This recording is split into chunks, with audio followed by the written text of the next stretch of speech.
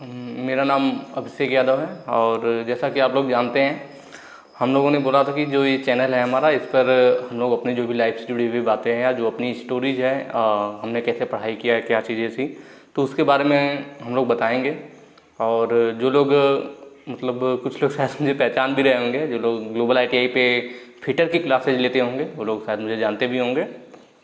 तो आज मैं आप लोगों को मतलब बहुत ज़्यादा लंबी जर्नी तो मेरी नहीं रही ऐसी पढ़ाई वगैरह की, बट जो भी था आज मैं आप लोगों को बताऊंगा कि कैसे मैंने मतलब पढ़ाई स्टार्ट किया था, कहाँ से कहाँ तक क्या सोचा था और कैसे आज मैं यहाँ पे पहुँचा मतलब पढ़ाने के लिए।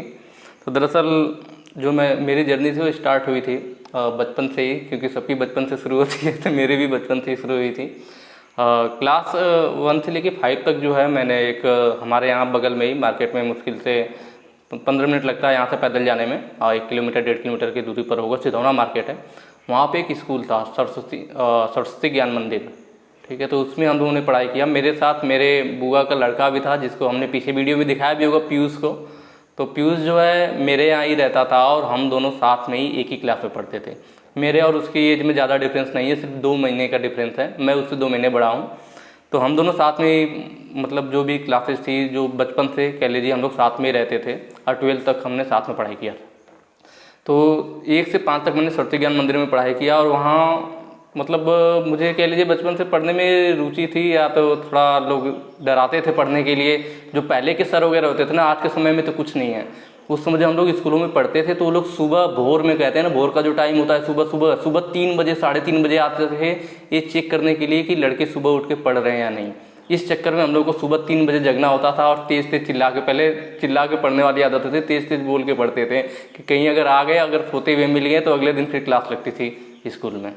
तो जब भी एग्ज़ाम वगैरह होता था तो 1 से 5 तक हमेशा जो है मैं हमेशा प्रथम स्थान आता रहा, फर्स्ट डिवीज़न। और जो मेरी बुआ का लड़का था वो हमेशा द्वितीय स्थान आता था।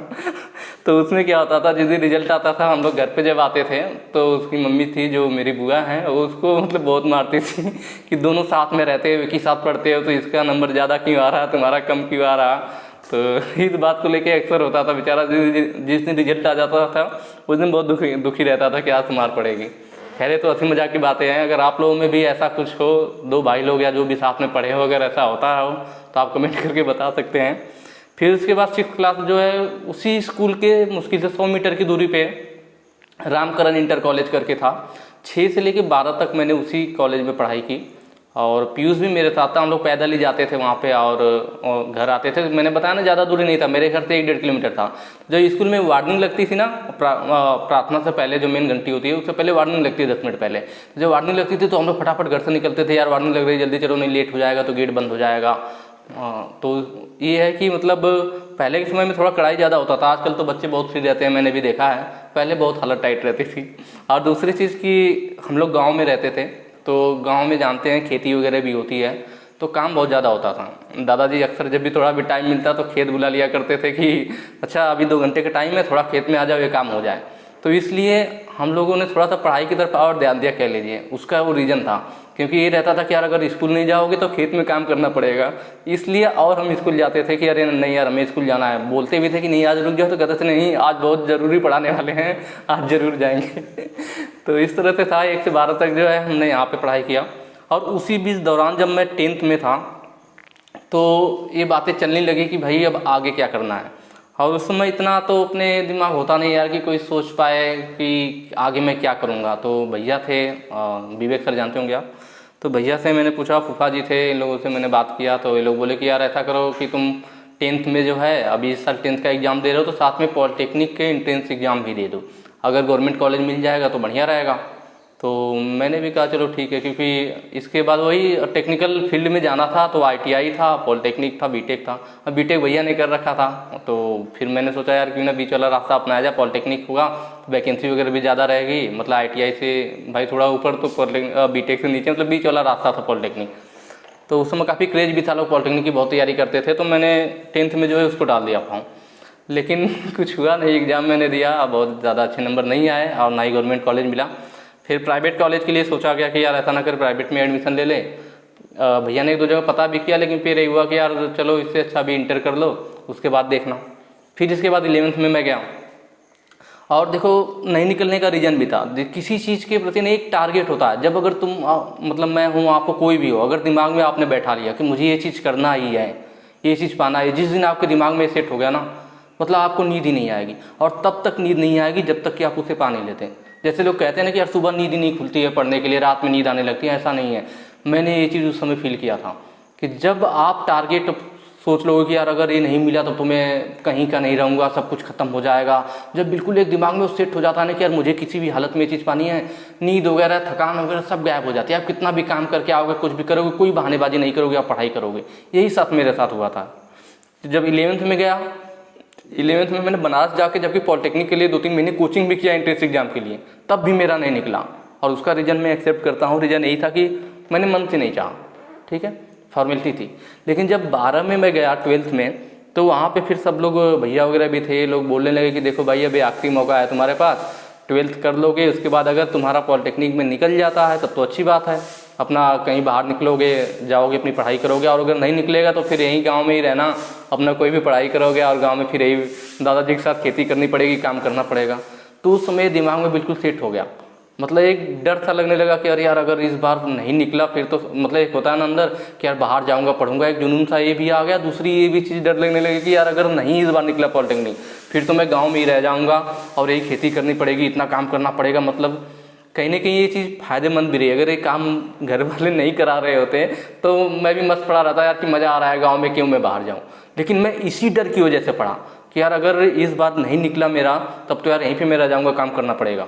तो अंदर एक मतलब कितना भी मैं खेत से काम करके कुछ भी आता था ना, पहले एक बहाना होता था, आधे घंटे के लिए भी खेत चले जाओ तो आके लोग कहते थे पढ़ाई क्यों नहीं कर रहे हैं, अरे खेत से काम करके आए, पढ़ाई करेंगे, थक गए। लेकिन उस समय कितना भी काम करके आऊँ, मैं तुरंत आके बुक लेके बैठ जाता था। और 12th में मैंने कोई कोचिंग नहीं ली, कोई कुछ नहीं लिया, खुद से पढ़ाई किया। एंट्रेंस वाली बुक आती थी अरिहंत की पॉलिटेक्निक के लिए, सिर्फ एक बुक मैंने खरीदी और हमेशा पढ़ता था। जब भी रात में नींद ही नहीं आती थी, सुबह दिन नींद खुल जाती थी, मतलब ऐसा लगता था यार टारगेट एकदम बिल्कुल बन चुका है। जिस दिन एग्जाम होना था, खैर उस रात भी पूरी रात में मुश्किल से 1-2 घंटे सो पाया था, सही से नींद नहीं आई थी। और मैंने एग्ज़ाम दिया और फाइनली फिर उस बार 12th में जब मैंने एंट्रेंस एग्ज़ाम दिया तो उसके बाद फिर मेरे अच्छे नंबर आए और मैंने कॉलेज चूज किया। तो ये हुआ कि कहाँ का कॉलेज देखा जाए, तो फिर भैया वगैरह थे, उन्होंने बताया कि ऐसा करो कि यार मैकेनिकल ट्रेड ले लो। मैकेनिकल में क्या होता है कि भाई प्राइवेट जॉब वगैरह आसानी से मिल जाती है। उस समय मेरे दिमाग में गवर्नमेंट जॉब वगैरह का बिल्कुल भी नहीं था। ये था कि यार पॉलिटेक्निक कर लेंगे, कहीं प्राइवेट जॉब अच्छी मिल जाएगी, बढ़िया से मतलब नौकरी करेंगे। तो उन्होंने बताया कि यार ऐसा करो कि यहाँ से जो है मुरादाबाद, गाजियाबाद, मतलब उस इंडस्ट्रियल एरिया के साइड में कोई कॉलेज चूज करो ताकि उधर प्लेसमेंट वगैरह में भी थोड़ी आसानी होगी। तो हमने पहला कॉलेज जो है वही गवर्नमेंट पॉलिटेक्निक मुरादाबाद डाला भी था। उसमें भी इवनिंग शिफ्ट मुझे मिली थी, 2 शिफ्ट चलती थी, मॉर्निंग और इवनिंग। तो वहाँ पे मुझे इवनिंग शिफ्ट मिला था। पहला कॉलेज 3 या 4 कॉलेज मैंने मुश्किल से चूज़ किया था और नंबर अच्छे थे, तो पहला जो है मैंने डाला था गवर्नमेंट पॉलिटेक्निक मुरादाबाद और मुझे वहाँ पर मिल भी गया।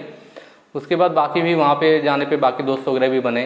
तो पता चला जब मेरा वहाँ पे जर्नी कंप्लीट हुआ 2012 से 2015 में, वहाँ भी काफ़ी दिक्कतें आई। शुरू में जाना, उसके बाद तो होता है ना हॉस्टल वगैरह में रहना, जो आप लोगों ने मूवी वगैरह में देखा होगा, रैगिंग वगैरह होती है, सीनियर परेशान करते हैं, इस टाइप वाली लाइफ हमने वहाँ पे भी जिया था। मतलब जब फर्स्ट ईयर में थे, डेली होता था खाना खाने के बाद रात के 9 बजे लाइन लग जाना, जो मूवी वगैरह में नहीं दिखाते हैं लाइन लग जाती है। 3 इडियट में भी आपने देखा होगा, गाने वगैरह गाने पड़ते हैं, जोक सुनाने पड़ते हैं, बिल्कुल सेम कहानी थी। हम लोग ने सबसे पहले फर्स्ट ईयर को खाना खिलाया जाता था, खाना खिलाने के बाद जो ऊपर आते थे, आधे घंटे बाद आवाज़ लग जाती थी, फर्स्ट ईयर बाहर, और एक आवाज़ पे सारे लोग बिल्कुल बाहर आ जाते थे। फिर वही कहानी शुरू, एक लोग को बाहर निकाल के चलो भाई बाहर आओ, उसके बाद गाना सुनाओ, जोक सुनाओ, यही सब चलता था। और वहाँ पे एक चीज़ बड़ा फेमस था, जैसे आप इंग्लिश नहीं बोल सकते, जैसे जो सीनियर है उन्हें सर बोलना पड़ता था, तो गुड मॉर्निंग सर बोल दोगे तो बड़े उल्टा सीधा सब लोग बोलते थे कि यार तुम बहुत अंग्रेज की औलाद हो, ये है वो है, भारत के हो, तुम्हें हिंदी बोलना है। तो हिंदी में बोलना पड़ता था, आदरणीय श्रीमान जी नमस्ते बड़ा लंबा हो जाता था, और वो भी गर्दन नीचे करके थर्ड बटन देखते हुए, कभी भी नज़र से नज़र नहीं मिलानी होती थी।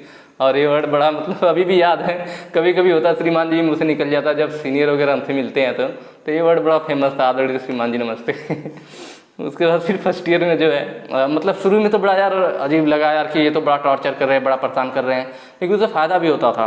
फ़ायदा ये था कि जैसे आप अचानक से बाहर गए तो लड़के घूमने लगते हैं, भाई किसी का दबाव नहीं, कोई पेरेंट कोई कुछ नहीं। लेकिन वहाँ पे क्या था कि सीनियर से एक डर रहता था, कोई अपनी मर्जी से घूमने नहीं जा सकता था, हफ्ते में एक दिन संडे को जाना था, ऊपर से हमेशा आपको शूज़ पहनना रहता था। जब सिर्फ रात के 12 बजे शूज़ निकलता था उसके पहले पूरे दिन आपको शूज में रहना है, फॉर्मल शर्ट पैंट में रहना है, ना तो आपको तख्त पे लेटना है ना कुछ करना, आपको टेबल मेज मिली हुई थी उस पर पढ़ाई करना है। तो इसीलिए जो है मतलब पढ़ाई भी हो जाती थी, क्योंकि सीनियर का डर रहता था, कोई सीनियर आ जाएगा भाई सो रहे हो या क्या है, डांटने लगते थे लोग, तो उस वजह से पढ़ाई भी अच्छी होती थी। और उस समय जब मैं गया था तो वहाँ पे नई सब्जेक्ट मुझे मिली थी ड्राइंग। ड्राइंग में मुझे बड़ा इंटरेस्ट था, मतलब नई नई सब्जेक्ट थी ड्राइंग का। हम लोग क्या मिनी ड्राफ्टर, जैसे ITI वगैरह में तो आप लोग यूज़ करते हो ना स्केल वगैरह ये सब चीज़ें लेके, लेकिन हम लोग वहाँ पे मिनी ड्राफ्टर यूज़ करते थे। तो टेबल भी मिला हुआ था सबके लिए, एक एक टेबल लगा के मिनी ड्राफ्टर में ड्राइंग बहुत बनाता था। संडे वाले दिन तो मुझे लग रहा मैं पूरे दिन ड्राइंग बनाता था, मुझे बहुत इंटरेस्ट था। फर्स्ट ईयर में जब मैं गया था, फर्स्ट ईयर में मैंने इतनी ड्राइंग बनाई कि मुझे ड्राइंग तो यार बिल्कुल अच्छे से आ गया। सेकेंड ईयर में तो मुझे ड्राइंग पढ़ना ही नहीं पड़ा था क्योंकि फर्स्ट ईयर में मैंने बहुत मेहनत किया था। मैंने खुद सीखा और लोगों को सिखाता भी था, जैसे सब आते थे यार अब से तुम्हारी ड्राइंग बहुत अच्छी है मुझे बता दो। तो हालांकि मेरा पहले से कोई ऐसा इरादा नहीं था कि मुझे टीचर बनना है, लेकिन पता नहीं कि जब मैं 10th में या 11th 12th जब भी था, मतलब शुरू से ही मैं कोई चीज़ें जल्दी सीख जाता था। अब जो भी है तो जो मेरे क्लास के भी बच्चे होते थे यहाँ और 10th में 11th में या 12th में, ये सब भी मुझसे पूछते थे। अच्छा भाई, मतलब टीचर से नहीं पूछते थे, जब चले जाते थे कोचिंग में हो या क्लास में, तो उसके बाद मेरे पास कॉपी लेके आते, भाई जरा ये चीज़ बता दो कैसे हुआ था। तो मुझे बड़ा मज़ा आता था लोगों को बताने में या पढ़ाने में, कि मैं टाइम भी लेता था। जब हॉस्टल में था तो वहाँ रात के 12 बजे के बाद मैं सबको बुलाता था कि जिसको ड्राइंग सीखनी होगी रात के 12 बजे के बाद आना। और हम लोग को टाइमिंग थी, रात के 2 बजे तक पढ़ते थे और उसके बाद 2 से 8 बजे तक सोते थे। 6 घंटे का था कि नहीं 6 घंटे सो लिए तो पूरी होगी, नहीं फिर 8 बजे जगते थे। तो वहाँ पे ड्राइंग में बड़ा मज़ा आता था। और फिर सेकंड ईयर में मैं गया था। सेकंड ईयर में एक बार मेरी ऐसी हालत हुई कि यार बहुत मतलब ज़्यादा प्रेशर आ गया था। सेकंड ईयर में एक नया सब्जेक्ट आ गया था, वो इलेक्ट्रीशियन से रिलेटेड था, इलेक्ट्रिकल होता है। तो उस सब्जेक्ट के लेकर मैं बड़ा परेशान था। जिस दिन मेरा एग्जाम था बहुत ज़्यादा प्रेशर में आ गया था। अगले दिन एग्जाम था, ऐसा लग रहा था यार पढ़ा हुआ था लेकिन कुछ याद ही नहीं आ रहा था, मतलब समझ में नहीं आ रहा था क्या करूँ, बहुत ज़्यादा प्रेशर आ गया था। फिर मैंने भैया को फ़ोन किया, मैं बताया कि यार लग रहा है इसमें तो मैं फेल हो जाऊँगा, बैक लग जाएगी मेरी, मतलब बहुत टेंशन हो रहा था।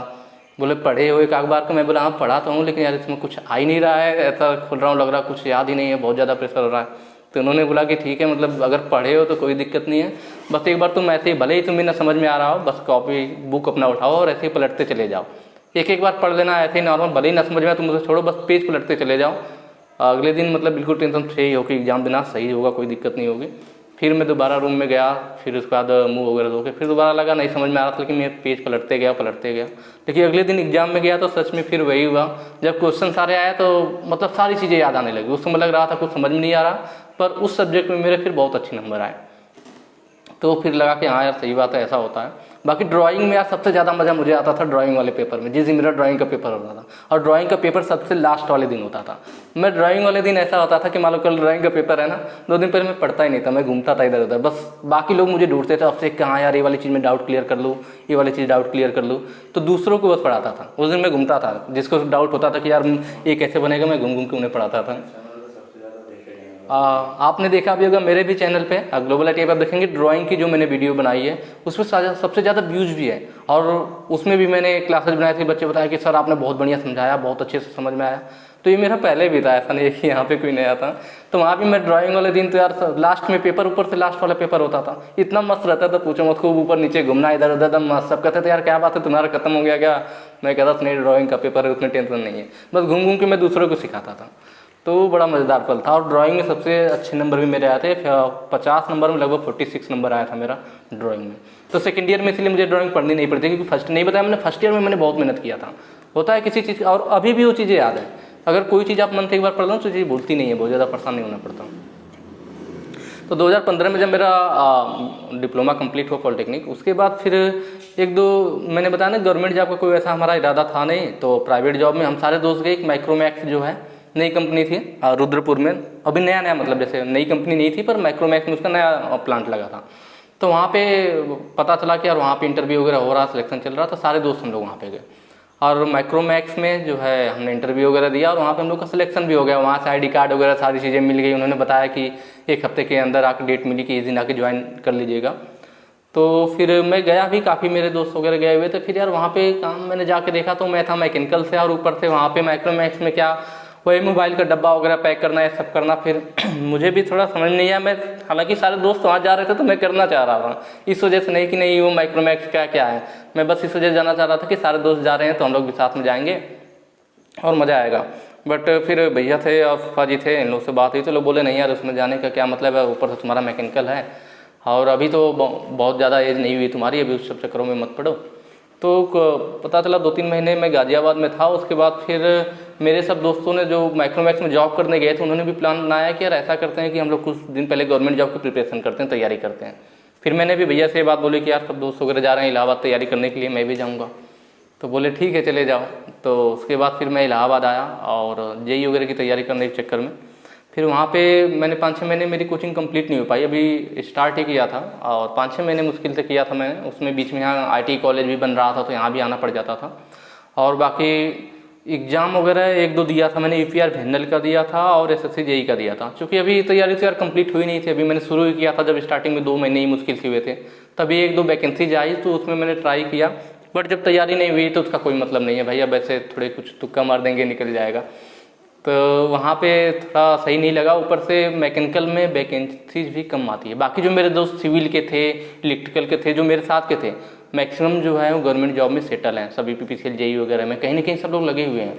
बट मैकेनिकल की ऐसी वैकेंसीज कम होती है, तो इसीलिए मैंने थोड़ा सा वहाँ से रास्ता बदलना चाहा। और वैकेंसीज भी जानते हैं चुनाव वगैरह के समय पर थोड़ी आती भी, वैसे भी नहीं पता चलता, ऊपर से मैकेनिकल ट्रेड। तो उसके बाद फिर मैं आईटीआई कॉलेज यहाँ पे आप जानते हैं, फिर मेरा जो आईटीआई कॉलेज तैयार हो गया तो फिर भैया ने बोला तो मैं यहाँ पे आ गया। और यहाँ पे आने के बाद फिर उसी बीच जो है लोको पायलट की वैकेंसी आई हुई थी, तो उसमें नॉन टेक्निकल ही होता है सारी चीज़ें ज़्यादातर। तो लोको पायलट की वैकेंसी आई तो मैंने उसका फॉर्म डाला और उसके लिए पढ़ाई करनी शुरू की, सेल्फ स्टडी किया। और जब उसमें 3 स्टेज होता है, पहला स्टेज होता है नॉन टेक्निकल नॉर्मल होता है, वो सबको पास करना होता है। दूसरे स्टेज में जो है टेक्निकल और नॉन टेक्निकल दोनों होता है। टेक्निकल में सिर्फ पासिंग मार्क लाना होता है और जो नॉन टेक्निकल होता है उसके बेसिस पे आपका मेरिट बनता है। और तीसरा जो प्रोसेस होता है वो होता है साइको का। मैंने पहला वाला स्टेज जो है पहला एग्ज़ाम दिया, बिल्कुल अच्छे से क्लियर हुआ। और जनरल में जो है मेरा नाम आया हुआ था, तो बहुत बढ़िया रहा। मतलब फर्स्ट स्टेज क्लियर हो गया, बहुत सब लोग घर पे खुश थे। मैंने फूफा जी को बताया, भैया को बताया, सब लोग बहुत खुश थे, यार बहुत अच्छी बात है। बोले कि आगे जो है आप अपनी मेहनत कीजिए नेक्स्ट स्टेज के लिए। फिर जो है दूसरा एग्ज़ाम उसका सेकेंड स्टेज का था, तो उसमें टेक्निकल और नॉन टेक्निकल दोनों था। तो उसके लिए भी मैंने एग्ज़ाम दिया और उसमें भी काफ़ी बढ़िया मेरा नंबर आया था। उसमें भी मैंने जनरल में क्वालिफाई किया था, बहुत ज़्यादा सब लोग खुश थे। उसके बाद साइको की डेट आई, फिर हमने प्लान बनाया कि यार साइको देने से पहले मैं एक बार पटना का बहुत नाम सुना था बिहार में कि वहाँ साइको की अच्छी तैयारी होती है, मेरे दोस्त वगैरह भी कर रहे थे। तो मैंने सोचा क्यों ना मैं भी वहाँ से जो है 1 हफ्ते का कोर्स कर लेता हूँ साइको के लिए। तो मैंने वहाँ पे मेरा एक दोस्त रहता था, मैंने उससे बात भी किया, उसे ऑनलाइन फीस, क्योंकि बहुत ज़्यादा भीड़ थी उस समय, जल्दी स्लॉट नहीं मिल रहा था कि भाई आप क्लासेज के लिए। तो मैंने उससे फ़ीस भेज दी, उसने वहाँ पे मेरा एडमिशन की डेट वगैरह सब कुछ ले लिया। उसके बाद मैं ऐसे ही शाम को बैठा हुआ टीवी देख रहा था, तो अक्सर 2-3 महीने पहले से ऐसा मुझे फील हो रहा था, जैसे टीवी चलती है ना तो नीचे मूवी का नाम लिखा रहता है, तो मुझे थोड़ा सा सही नहीं दिखता था। और साइको जब होता है तो साइको के समय आपको आई टेस्ट वगैरह करा करके उसका सर्टिफिकेट ले जाना पड़ता है कि जैसे आपका जो आई जो 6/6 है और आपको कलर विजन नहीं है, ये सर्टिफिकेट पहले ही मांगते हैं साइको के समय। तो जिसका सही होता है वो अपना साइको देता है, नहीं है तो कोई फायदा नहीं। तो मुझे थोड़ा सा डाउट होता था यार, मूवी जब लिखी रही थी टीवी के नीचे तो मुझे सही से दिखता नहीं था क्या नाम लिखा हुआ है। मैंने एक बार भैया से पूछा तो कह रहे नहीं यार मुझे दिख तो रहा है यहाँ से साफ, मतलब तुम्हें कुछ दिक्कत है इसका मतलब। तो मैंने वहाँ पे एडमिशन के लिए फ़ीस भी जमा कर दी थी। उसके बाद फिर ये हुआ कि यार वहाँ तैयारी करने जाने से पहले एक बार फिर अपने आँख को चेक करा लेते हैं। जब मैं आँख चेक कराने गया, बनारस में हम लोग गए और वहाँ चेक कराया तो मुझे पता चला कि नहीं मेरी आँखों में थोड़ी प्रॉब्लम है, 6/6 नहीं है, थोड़ा बहुत -1 था एक में और -1.5 के अराउंड था। तो अब इस वजह से अब यार ये तो दिक्कत आ गई, उसके बिना तो कोई कभी पॉसिबल ही नहीं है कि लोको पायलट में मतलब लिया जाए, उसमें 6/6 रहना ही चाहिए। कलर विजन की तो प्रॉब्लम नहीं थी लेकिन 6/6 वाले में दिक्कत आ गई। तो उस समय काफ़ी बुरा फील हुआ और ऑपरेशन वगैरह की भी ऐसा कुछ बात चल रहा था यार, पर उसमें देख था ये हुआ कि एक नौकरी के लिए फिर आंखों के साथ छेड़छाड़ करना ठीक नहीं रहेगा। और फिर भैया ने बोला कि यार इतना टेंशन मत लो, नौकरी तो क्या अभी आगे बहुत लाइफ पड़ी हुई है, एक चला गया क्या। फिर उसमें थोड़ा डिमोटिवेट हो गया था, पर सब लोगों ने बोला, किसी ने वैसा नहीं, सब लोगों ने मोटिवेट किया, नहीं यार परेशान नहीं होना, ऐसा तो होता रहता है, अरे नहीं तो कोई और मिलेगी, हो सकता है और अच्छा हो आपके लिए। तो फिर धीरे धीरे उस समय खैर बहुत बुरा लगा यार, बहुत बुरा लगा, मैं बता नहीं सकता कि यार 2-2 चीज़ें क्वालिफाई हो गई। होता है ना एक स्टेज क्लियर करते जाना और दिमाग में फिर वो चीज़ें सेट हो जाती हैं कि यार अब तो मिलने वाला है मिलने वाला है। तो वही वाली बात हो गई कि मान लीजिए आपको 1 करोड़ रुपए का चेक मिल जाए और आप बैंक में जाओ और बैंक वाले के पास चेक लेके गए और वो बोल रहा हो कि काश आप 5 मिनट पहले आए होते तो आपका हो गया होता। तो वही वाला चीज़ बिल्कुल था। जबकि 1 साल पहले ही मैं टाटा मोटर्स में गया हुआ था, वहाँ पे मैंने अपने आँखों का चेकअप वगैरह वहाँ भी होता, वहाँ बिल्कुल ठीक था। पता नहीं कैसे 1 साल के बीच इस दौरान में कब गड़बड़ हुआ पता ही नहीं चला। तो उस चीज़ को मेरा जो ख्वाब था वो वहाँ पे टूट गया और उसे मैंने वहीं पे ड्रॉप कर दिया। उसके बाद फिर पॉलिटेक्निक और आईटीआई में थोड़ा सा डिफरेंस है। जो आईटीआई का सिलेबस है ना वो थोड़ा सा मतलब अलग है, इसमें ज़्यादा बेसिक की चीज़ें हैं, कौन सा किस मटेरियल का बना है, और पॉलिटेक्निक थोड़ा सा अलग होता है। तो इसलिए इसके लिए फिर मैंने क्या किया कि यार एक और फील्ड मुझे नज़र आई और वो था टीचिंग का। आईटीआई में टीचर का, गवर्नमेंट जॉब के लिए, ठीक है, गवर्नमेंट टीचर के लिए। तो उसके लिए फिर मैंने सीटीआई किया। सीटीआई करने से मैं आईटीआई के सिलेबस को ज़्यादा अच्छे से समझ पाया, ठीक है। सीटीआई किया, उसके बाद फिर मैंने एक एम ये बनाया भाई टीचिंग का, और उसके लिए फिर मैं अपने आया कॉलेज में और मैं यहाँ पे फिर पढ़ाने लगा। तो यहाँ पे तो खैर मैं कैसा पढ़ाता हूँ अभी मुझे खुद से बोलने की ज़रूरत नहीं है, आप लोग चैनल पे जो लोग जुड़े होंगे लोग देखते होंगे। तो यहाँ पे जब मैंने पढ़ाना स्टार्ट किया तो धीरे धीरे होता है ना कि यार चीज़ें समझना, फिर अच्छा मतलब मुझे बहुत अच्छा लगता था। और मैं नहीं बताया, मैं आपको पहले से भी ऐसा था, ये चीज़ मैंने बाद में मतलब रियलाइज़ किया कि यार अच्छा हाँ ऐसा था। पहले भी मैंने बताया ना कि अपने कॉलेज में पढ़ाता था, वहाँ पॉलिटेक्निक करता था, वहाँ लोगों को पढ़ाता था ड्राइंग्स वगैरह। तो यहाँ पे भी मैंने फिर पढ़ाना शुरू किया अपना कॉलेज में। फिर चैनल भी स्टार्ट जो है ग्लोबल IT भैया ने किया था। मुझे पहली बार भी मतलब जैसे क्लास में पढ़ाना अलग होता है, पर वीडियो यार बनाना बड़ा अजीब लगता है, बड़ा डर लग रहा था। बट भैया ने पहला वीडियो बनवाया था मुझसे ज़बरदस्ती कि नहीं यार चलो तुम बनाओ, आज जो भी हो जाए आज बनाना है।